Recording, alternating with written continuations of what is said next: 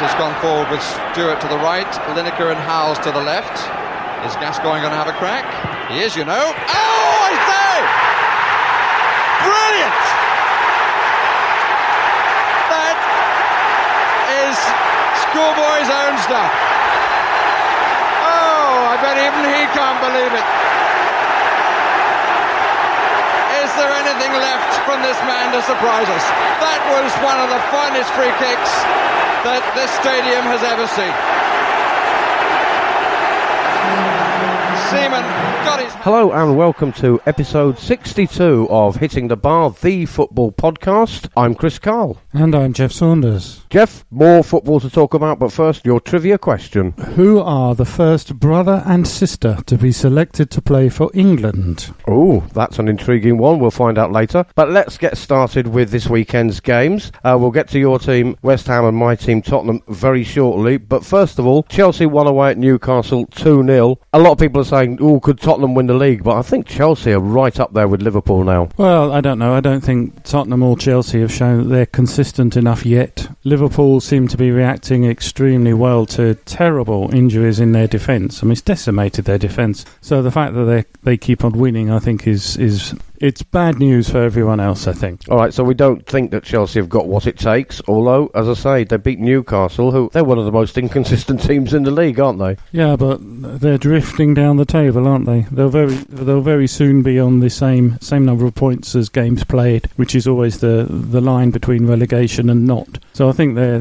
regressing to the mean, as they say. All right, so we don't think much of Newcastle United, but we're not sure about Chelsea. It looks like Kepa is going to have to take a wage cut and go and find a team that will play him. But it'll be no great loss for them, will they? Mendy seems to be having a great time for Chelsea, and that has been the difference. Yeah, having a goalkeeper who can, catch the ball does seem to be a big improvement. I never subscribed to the view that there was a problem with Chelsea's defence. They conceded very, very few shots and very few shots on target. Their goalkeeper just kept letting them in. Mendy's a good goalkeeper, and he's not letting them in. I mean, Chelsea played well against Newcastle. They look good. I think they're looking better all the time. I still don't see them as being consistent enough to win the league. But maybe this is a season where consistency isn't going to happen. We were doing a live radio show as that game was playing out, and we were in a bar because it was before bedtime, before our parents, the government, told us to go to bed. We were in the bar watching it, and from the screams and shouts from the Newcastle fans in the bar, it looked like Newcastle had quite a few shots and quite a few chances to go ahead and scuff them. They had 3 or 4, and which went over the bar, and I think one might have hit the bar. They were quite rare and very late in the game when it was already decided. Yes, I think Newcastle, along with a lot of other teams, have a problem with not having a striker. I think that's one of their problems. Aston Villa won Brighton 2. Lamptey got sent off towards the end, but it doesn't matter. Brighton had already won it by then. But that's a great away result for Brighton because Aston Villa have been very good, and of course they've got the wonderful Jack Grealish. Yeah, it was an excellent result for Brighton, and they deserve it. The issue, that, as we've been saying throughout the whole season, is Brighton play very good football. They just need to score the goals, and this weekend they scored, so they ended up winning. One of the goals came from Welbeck, which is fantastic. It's great to see him come back and score. Let's hope he can stay fit enough to score a lot more. Yeah, I mean, I'm sort of a little bit of a secret fan of Danny Welbeck. I kind of felt a little bit sorry for, because he's faded and disappeared. And when he scored, it was a nice warm feeling, I suppose, just to see him back on the score sheet. And you could see from his face just what it meant to him. I mean, he really celebrated that goal, and well done, because it's maybe a cruel thing to say, but he's now found a level where he can play consistently and get the goals that are the fuel for a striker. He's there with Lallana and Lamptey. He's got some good players around him. Maybe he's found his level. I'm not sure about level. The issue with him was always injuries, and that he could never get an established run in a side, so we could find out what the level was. I was always convinced that he wasn't an international player, but he was a Premier League player. So, yeah, you might be right about level, but we've never seen the evidence that proves it one way or the other, to be honest, because of his injury record. I mean, he did go down injured at one point during that game, and nobody was in the least bit surprised. but we hope he's okay. Well done, Danny Welbeck, getting a goal, but more importantly, well done, Brighton. Brighton are pulling themselves clear of what seems to be 3 teams that are already relegated. We'll come on to those in a moment, but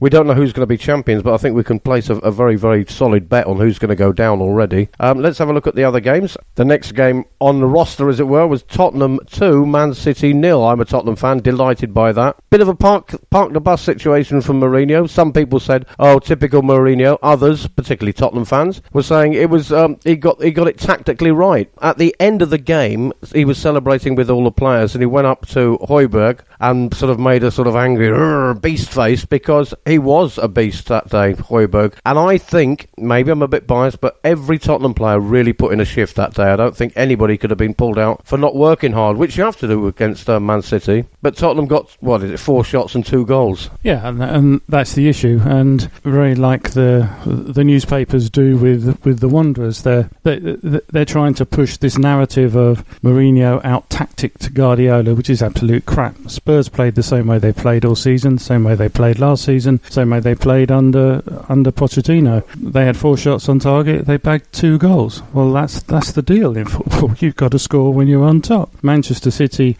kept them down to 4 shots on target, so their defence played very well. There is no evidence that Mourinho's tactics were better than Guardiola's. Guardiola's tactics, in fact, were much better. They conceded fewer goals and fewer shots on target, and they had more shots on target. It's just that Manchester City can't find anybody to score a goal when Aguero isn't on the pitch, and that's the start and finish of it. Kane doing his dropping deep into a number 10 role, he was doing that under Pochettino. It worked extremely well. They turned it into 2 goals. Brilliant, well done. But any narrative that says, oh, it was Mourinho out-tactic Guardiola is simply crap. Spurs took their chances, City didn't. That's the end of the deal. Yeah, I mean, I'm not saying that there was any sort of genius at work there. I think it was a manager who knew his squad and he put them out to play, and they all knew what their jobs were, which you don't see with every team. And we'll come on to Arsenal in a moment. It might not have been a tactical moment of genius, but it was good management, and the team played well, and he put the players in the right positions, and they knew what to do, and they all worked hard for him and for the team. Well, if Mourinho is the brains behind getting Højbjerg, then give him the credit, because Højbjerg is the difference in that Tottenham side this season to last. He's that glue that holds the midfield together, breaks things up, and starts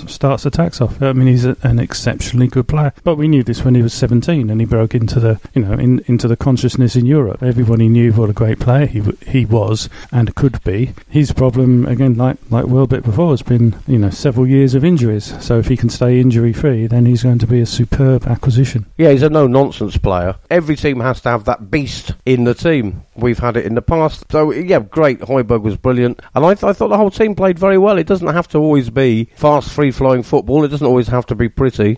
But it wasn't ugly. It wasn't a park-the-bus situation. I think you're right. It was just Tottenham playing as Tottenham do. He's now been at Tottenham for a year. He's not had a full season yet, what with lockdown and coming in after the 12th game. I believe it was yesterday. We're recording this on Tuesday. I think it was yesterday or the day before was a year exactly since his first ever game in charge of Tottenham. And I believe, Geoff, they beat West Ham. Doesn't everybody? Well, not recently, but we'll come on to that in a moment. But yeah, I thought Tottenham were very good. I don't buy into this we're going to win the league thing. I think 20 points is very, very good. If we, threw the game away against Everton, threw it away against West Ham, and I think drew with Newcastle, a couple of those results had gone the way they should have done, we'd have been well clear at the top. But I don't think we necessarily can say we're going to win the league. But I think we're going to put in a very good showing for top 4. But we've got some tough games coming up. We've got Chelsea, Arsenal, Liverpool, Wolves and Leicester all coming up in our next throw of games. That's going to sort it out. I mean, I did think Man City would be the one, but we seem to have disposed of them. There is a joke going round, and I haven't been able to see if it's actually a real quote, but there was a story going round that after the game Mourinho was told Man City had 66% of the ball, to which he replied, they can keep the ball, I've got the 3 points. Yeah, absolutely right. I mean, I keep coming back to the Bill Shankly comment when he was interviewed on Parkinson in about 1972 or something. He said in every single football match, whether it's Liverpool playing Tranmere Rovers, and at this time Liverpool were winning the league every year and Tranmere Rovers were in Division 4, he said even in Liverpool versus Tranmere Rovers, there will be 10 minutes when Tranmere Rovers are on top, because that's football, and you have to score when you're on top. That's the secret. You've got to do it. City didn't, so they lost. Spurs did, so they won. Yeah, there's no secret in it. There's no sort of special formula. They just worked hard and took their chances. And that is how you win the league, but I'm not saying that Tottenham will. I think there's a lot of other stronger teams as well. It's much too early to say who's going to win the league. If you were forced to pick someone, you'd have to pick Liverpool because they have the track record and the track record of consistency to do it. And Tottenham and consistency tend not to go in the same sentence unless there's always not in there. Yes, that has been our problem in past years, particularly under Pochettino, and I feel that is coming, that Spursy moment. Thought it was going to be Man City, having had such a nice run, but it wasn't. You mentioned there,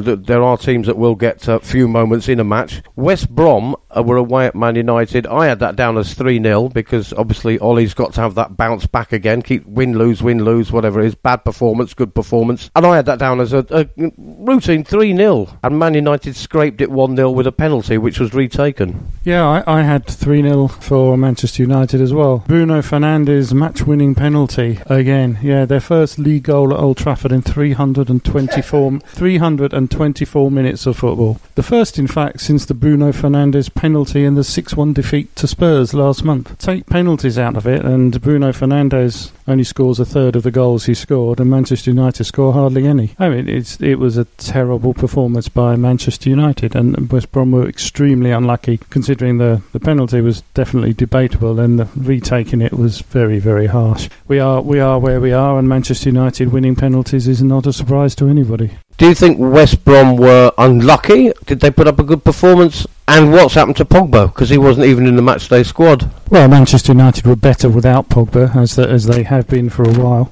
He adds nothing to them when he plays. West Brom were look at where they are in the league, and that's how well they played. Tells you how well Manchester United played. Manchester United can look good against teams which attack them. If you don't attack them, they haven't got a clue. They have no plan of how to break down teams who defend in a low block. So, and that's been the same for 18 months. This has not changed. Solskjaer has had 18 months to sort this out and failed to do it. Before him, Mourinho had time to sort it out and failed to do it. Now, Mourinho, as we know from players who have been coached by him, Mourinho does not believe in coaching attacking players. But it's situations like this where you need that. And, Manchester City against Tottenham. Manchester City ran through their routines and they created chances, just didn't put them away. Manchester United didn't even create anything. They had two shots on target. One in the first half from, I think it was Martial, one in the second from Rashford. 2 shots on target against a team at the very bottom who 99.9% certain to be relegated at the start of the season, and now 100%, I would think. They're clueless. Utterly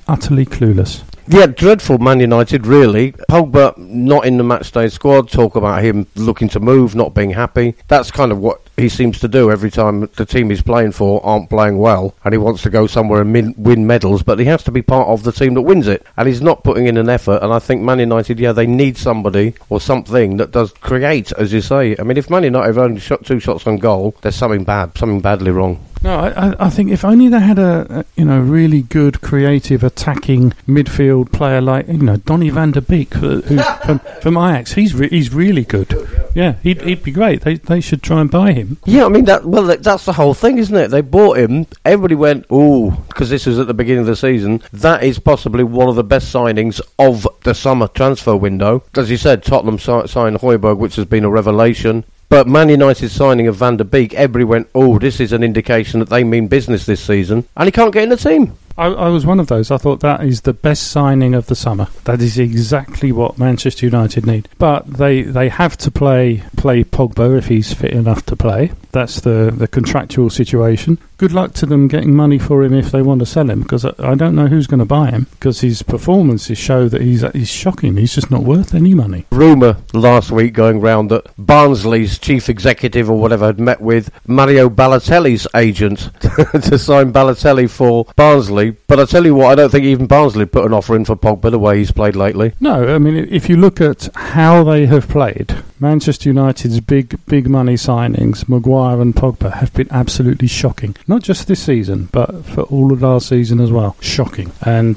that is part of the big problem. The other part of the problem is they don't have a coach who can sort it out. Yeah, Solskjaer still not really doing it for me. You can see whether you like it or not. I know you don't, but you can see what Jose has done and is doing with Tottenham. I feel a difference from the Pochettino time. You can at least see what he's doing. You can definitely, of course, see what Klopp does and brings to Liverpool. You can even see what Sean Dyche brings to Burnley, who are underperforming. But you cannot see what Arteta is doing at Arsenal, and you cannot see what's... You don't say, oh, that's definitely a Solskjaer line-up there. You can see what he's doing. Well, I agree. I think you can see a change with the groundsmen at the Wanderers, because they are more defensive, definitely. They are more solid defensively. But in terms of transition through midfield to attack, no, nothing at all. It's still, let's hope some of these clever boys can do something. You know, if being clever means lumping the ball into the middle to the centre-back's head, well, that seems to be all they managed to do. You know, the Wanderers were shocking the other night and incredibly lucky to get away with that draw against Leeds, who hit the bar and the post 3 times. And if they had a striker like, not even a Vardy or a Kane, but let's say a Danny Ings, they'd have got 3. Perhaps Patrick Bamford is not the answer as a striker. All those good things he gives you in the build-up and all that, which Bielsa loves, that's fantastic, but your striker's got to score 20 goals, and he's not going to. We've watched Leeds a few times this season, and every time we've gone, what an exciting team to watch. They're really good, and they've got Premier League credentials. Apart from that most important thing, which is scoring goals. And they have scored, but they've let in so many because they're desperately trying to score, and everybody's up there trying to do it. They need a striker. They do need a striker. And if they had, as you say, against a very woeful Arsenal, 2 shots on goal, the first one coming after the 60th minute from, well, who else? Aubameyang. He must be now thinking, why did I re-sign? Why did I sign that contract? Well, the answer to that is nobody came in to buy him, and they increased his wages considerably. So he and Willian are sitting there almost in the Mesut Ozil club, trousering a shed load of money in a team that isn't going to win anything and isn't even going to look good failing either. I mean, who was the most creative player for the Wanderers in that match? Hector Bellerin, the right back. He was their most creative player. Now, doesn't that tell you everything? What were the rest of them doing there? In a game of 34 shots, the Wanderers' total was 9, which is close to their seasonal average, by the way. It's a third of the total that Leeds did. That's what they are. And yet the journalists in the newspapers continue to push Arteta as being some genius. And by every single measure, Unai Emery in his first 27 matches was better. A pretty pitiful game as well. I mean, Leeds did really go at Arsenal, but it wasn't a great game to watch. And Arsenal certainly weren't great. Pepe got a red card. A lot of people joking that he did it on purpose, so he didn't have to play with Arsenal for the next 3 games. However, it was a headbutt. I think the Leeds player made the most of it, but it was even off the ball. No reason to do it at all. Got himself sent off. Arteta said that he'd let the side down. I don't think they'd have won if he'd have stayed on the pitch anyway. Leeds were better against 11, to be quite honest. Every time Leeds looked good, it had come as a result of the Wanderers attempting to go forward. So when they just have to get all 10 behind the ball and say, right, okay, it's attack v defence, what have you got? Because that makes it much more difficult. It's much easier to score against a team that's also trying to score against you. So yeah, I mean, Pepe did something well. I watch a lot of the NFL, and last night there was a situation in a match where a player did a similarly stupid thing. He hit an opponent, and the words from the commentators and the ex-players who were commentating was quite important. What they said was this: that player thinks he's more important than his team. Yes, the other guy's trying to wind him up, but you've got to think, if I hit him, the team will be punished by this. I'm not going to do that. So, like Pepe thinks I'm more important than the team, headbutts him, gets sent off, and the team suffer. I mean, I suppose Leeds at the beginning of the season, if they were told they were going to draw with Arsenal, be it at home or otherwise, would have probably taken that point, but I think they should be probably disappointed at the end. Leeds 0, Arsenal 0. Arsenal down in 11th, I think. Sheffield United 0, West Ham 1. A player who scored, who very rarely seems to be getting games, Haller, proving his worth. Oh, definitely. Haller is a 1 goal in 2 game centre forward, and he should be played all the time. He should be played with Antonio, and West Ham would be much better. West Ham deserved the win. The fact that it was only 1-0 was a problem. It shouldn't have been that close. I disagree with most West Ham fans here. I think Bowen should be dropped in favour of having Antonio and Haller up front. There isn't enough production action from Bowen. He runs around, lots and lots of energy, does lots of things. He's very like Willian at Chelsea, but not much actually happens. And I'd much rather see Antonio, who's got the movement and the speed, with Haller, and the two of them would terrify defences. Things in terms of results definitely going better for West Ham. We've got to do better than win 1-0 against a team that looked lost, to be honest. It was 3 points. The win, okay, fine, take that and move on. All right, and champions Liverpool beat Leicester 3-0. A lot of reports on the BBC and other sports outlets saying Liverpool won with ease and looked extremely good, put Leicester in their place as far as title contention goes, and put it on notice that they are the team they were last season. Was it that easy for them? That is a good description of it, but it wasn't easy at all. They do that because they work harder than everybody else. Everyone else is on notice. Despite having their defence absolutely decimated, they showed Leicester how to do it. And for me, the great thing was Milner's performance. Milner was just wonderful. He is a fantastic player. He's a great guy, apparently, and his performance the other night was superb. Well, Klopp picked him out for special attention and special notice that he is now world class, blah blah blah, the usual things. But he was one of those players that we used to say, how's he ever get in the England squad? And he's proven, well, certainly I said it, and he's proven me wrong, because he's now becoming the complete player, isn't he? Well, complete player, yeah, maybe. He's one of these players that's just a footballer. The coaches say, he'll do a job everywhere, which of course ends up penalising you in your career, because you're not a specialist. You never get automatically picked. You always get, we've got a problem here, let's put him in there. But I think Milner has suffered for that throughout his career, but he's always been good. He's always given 100%, and if he makes a mistake, he puts his hand up, says, yeah, that was me, sorry, we'll put that right, and he does. He's an excellent servant for a club. International player, I don't know, because you don't get enough matches in a row in internationals for the things that Milner does to become important. Each one is a one-off. Maybe you have a player like that on the bench. If somebody gets sent off and you need to rearrange, then yes, okay, you can bring him in and sort stuff out. But for a league campaign, Milner is fantastic. Yeah, he's that jobbing footballer, like every jobbing actor. He's not the star of the show, he's not top billing, but you can't do without him in the team. Yeah, so maybe he did suffer from that, because he's not got this sort of star quality, he's got the sort of put him anywhere quality. Burnley 1, Crystal Palace 0, described on the BBC commentary as one of the worst games ever. Somebody writing in commented that really they were so bad, Burnley and Crystal Palace, both teams should be relegated now. I don't know if it was that bad, but Burnley got 3 points finally. Yeah, Burnley's rise up the league started.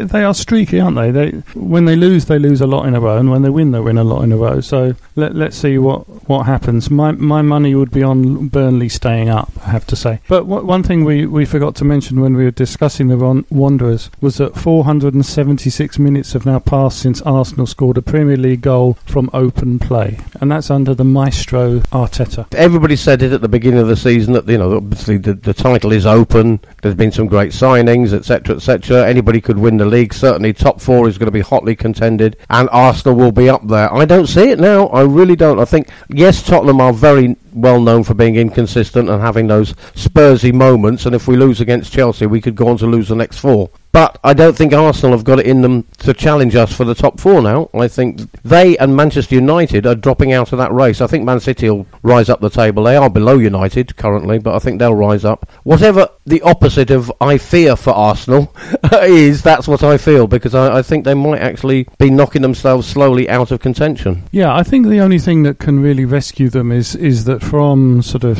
3rd place down to about 16th, nobody's going to be very consistent. So almost anything could happen. One thing which did leap out at me in the commentary on the match between the Wanderers and Leeds was a comment by Gary Neville saying that when someone was talking about the amount of money that Tottenham have spent compared to the amount of money Arsenal have spent, and Neville saying, well, I don't understand why Arsenal haven't spent more. Well, Mr. Neville, here it is. The owner of Arsenal has just built the most expensive sports stadium in the world that cost him $5.7 billion, which is 2.5 times more than it was supposed to cost. That is where Arsenal's money has gone. Now, it's not a surprise. The stadium didn't appear overnight and then everyone go, oh, where did that come from? No, it's been going on for a long time, and people have known for a long time that Kroenke hasn't got the money to finance Arsenal in the way that the groundsman would like it to be. So there's your answer. Yeah, so possibly Arteta's hands are a little bit tied,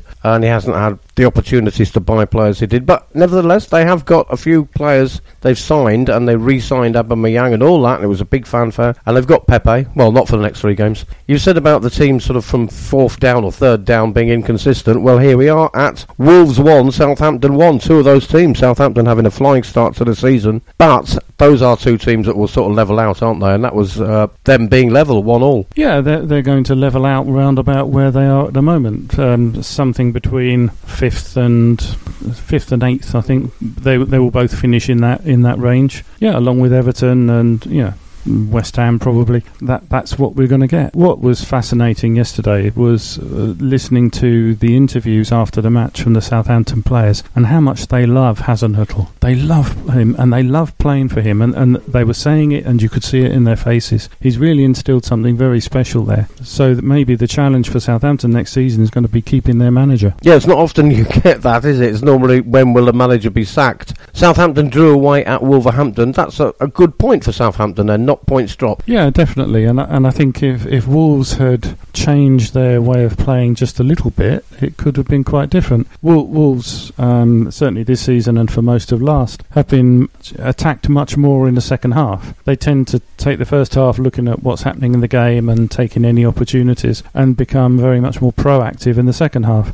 If they just kept feeding the ball to Traore, then they could have won that game, I think, because he's dangerous every single time he got the ball, and Southampton struggled to keep a hold of him. Bertrand couldn't do it on his own. It had to be Bertrand, and Vestergaard had to double team him all the time, which means ergo somebody else is free somewhere else. Quite why Wolves sort of choose to be sort of quite passive in the first half, I'm not sure. And Southampton a very well drilled start to finish and did a great job. A good result for them. Wolves have got to feel they dropped 2 points. Yeah, 2 teams there, I think. And of course, I'm a Tottenham fan, so anything I say about Arsenal might be tinged with bias and not necessarily fact. But Wolves and Southampton possibly 2 teams competing with Arsenal for a Europa League place. Yeah, you'd have to say that at the moment they're better and better value for that Europa League place. Yes. Before we move on to our predictions for the next round of games, I just wanted to mention, we mentioned it on the radio show, the sports show we do on a Saturday for 93.6 Global Radio here on the Costa del Sol. We mentioned that last week in Brisbane, what is in Australia, they had a rugby cup final. I think it was a cup. Geoff can explain that. At which there were over 52,000 people present. Obviously, their lockdown has worked out differently than other places in the world. This week, the government of the UK announced they hope to allow fans back into open-air sporting events by Christmas, with a maximum of 4,000 per event, only in particular areas. That'll be the south of England, of course, but that means that fans can go back into football stadiums. It's just beggars belief. What does that even mean? Yeah, it's ridiculous, and it shows what utter crap this whole thing is. They should go back to, you can have as many people as you like in the stadium, and it isn't going to make any difference to the number of people who die from this virus, one way or the other. The whole thing is hypocritical, for me anyways, that, when people could only meet 5 of their friends for a barbecue in the open air, you could, if you went grouse hunting or fox hunting, you could go in groups of 30. And you can go to the theatre and you can go to see an orchestra, but you can't go and see football. If anybody can't see class war there, I don't know what you're looking at. And of course, you for some reason you're allowed to go to church. I mean, come on, it's ridiculous. It's a farce, the whole thing. Let us back into the stadiums to watch our football. All right, let's have a little look at what's coming up this weekend. Strangely, and I thought about this last night when I was watching the commentary for the Crystal Palace game, and they say, what's coming next? Crystal Palace, having played on Monday, are the first game to play this weekend, and they play on Friday. It would seem to me if you played Monday, you would be on the Saturday roster. But there we are, Crystal Palace against Newcastle on Friday. Yeah, why don't they have a roster? Why don't they say if you play Monday, then next week you play Sunday, next week you play Saturday, and just roster it round? Because is different TV companies have different matches. We've handed the game over to the TV companies, and basically nobody wanted that game. Yeah, it's nonsense, and football's got to take back control of this and say, as part of their negotiations next time, look, we will put up the schedule. You choose what you want to watch. Yeah, 2-0 to Palace. I'm going to go for 2-1 to Palace. Brighton against Liverpool is the early game on Saturday, a 12:30 kickoff in the UK, a game that, talking of scheduling and TV rights, both Frank Lampard, who was the early game last Saturday and won it, and Jurgen Klopp are among people saying scrap the early kickoff, because if you played in Europe on a Tuesday or a Wednesday, getting up early and getting to the ground, home or away, for a 12:30 kickoff is wrong. Let's scrap it. There's plenty of other time slots available. Possibly they've got a point. It does get people into pubs early, and it does get people up early watching it, I suppose. That's all about the money. But Brighton against Liverpool, I suppose it's how many will Brighton lose by? Yeah, 3-0 to Liverpool. All right. 3-0 to Liverpool. Man City, it's another 3-0, I think. Man City against Burnley. I mean, you said once Burnley start winning, but now they're up against City. Well, it depends. If Aguero plays, City win 2-0. If Aguero doesn't play, I could see Burnley coming away with a 1-0. Oh, that would be very, very interesting. That would mix things up a little bit. Another game that I think looks quite exciting on paper, Everton against Leeds. Yeah, I'll go for yet another 3-3. 3-3, Everton 3, Leeds 3. Well, they do have those sorts of results, Leeds, don't they? And Everton have been winning and losing and scoring and everything. All right, I'm going to go for 2-2. And a game that could be absolutely dreadful, West Brom against Sheffield United. Oh, God, you can't have minus scores, can you? Oh, I don't know. 1-0 to Sheffield United. Yeah, I think so. Southampton against Manchester United. Now, if the Man United that played last week turns up, then I think Southampton could have that. I think Southampton should be very, very difficult to beat by Manchester United. So, let's assume that Manchester United get a penalty, because they always do.